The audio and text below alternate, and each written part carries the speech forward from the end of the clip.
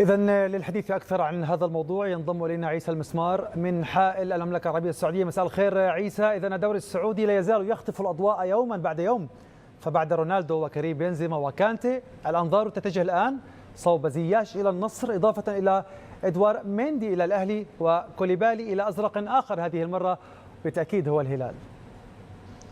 في البداية تحية لك أستاذ فراس ولضيوفك الكرام والمشاهدين. صحيح، أنا كتبت تغريدة يوم الأمس قلت أنه الإعلام في السنوات الماضية كان يركز على الميركاتو فقط في الأندية الأوروبية. الموسم هذا اختلف الوضع، أصبح الميركاتو السعودي هو حديث الصحافة والإعلاميين في القارة الأوروبية، ويعني واجهنا اصداء يعني لهذا الموضوع، وبدا في هناك استياء يعني من بعض المسؤولين الاوروبيين من دخول الانديه السعوديه في السوق وسحب البساط يعني من الانديه الاوروبيه. وهذا شيء طبيعي يعني ومتوقع انه راح يغضب يعني البعض انه دخول الانديه السعوديه وخطف النجوم.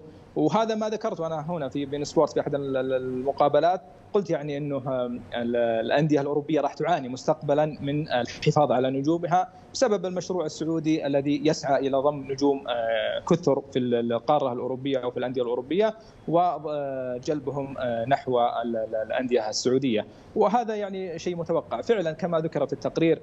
الان الموسم هذا يعني في الميركاتو الصيفي كريم بنزيما وكانتي في الاتحاد، كولوبالي وكذلك روبن نيفيز إلى الهلال، حكيم زياش وكذلك بروفيتش من الانتر راح يكونوا يعني في طريقهم إلى نادي النصر، والحارس كذلك السنغالي ميندي راح يكون في طريقه إلى الأهلي. تقريبا 4 لاعبين من تشيلسي في هذا الصيف، 4 لاعبين مهمين ومن أعمدة تشيلسي راح يكون الموسم القادم في الأندية السعودية. وأعتقد أنه لن يقتصر، يعني هذا فقط هو البداية.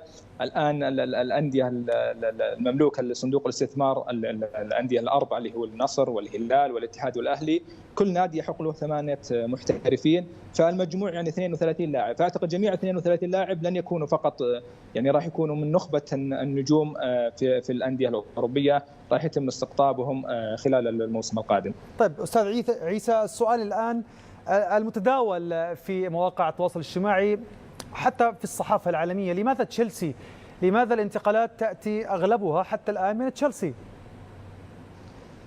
لا تقريبا هي ليس فقط يعني تشيلسي، صحيح انه هو له النصيب الاكثر يعني 4 لاعبين، لكن لا نغفل الان انه يعني روبن نيفيز من ولفرهامبتون، كذلك بروزوفيتش من الانتر.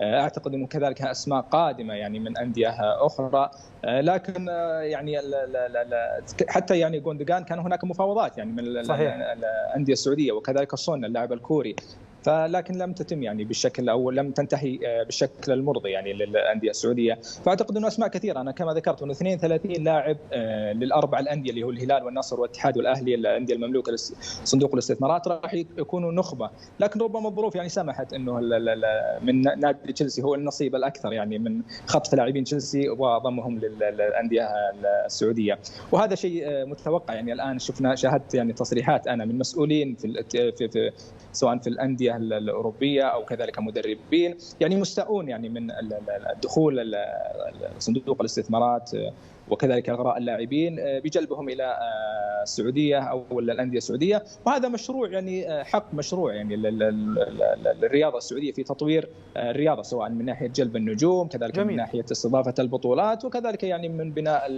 المنشآت. اعتقد انه مشروع متكامل، ليس فقط استقطاب نجوم كما يدعي البعض انه السعوديه يعني مثلا تكرر نسخه مثلا الصين او امريكا انه فقط نجوم. لا، هذا غير صحيح، يعني المساله اكبر من هذا الموضوع. المساله هو مشروع تكاملي ما بين جلب نجوم، ما بين بناء منشآت، استضافه بطولات، يعني مشروع راح يكتمل ان شاء الله في نهايه 2030. إذن أستاذ صابر،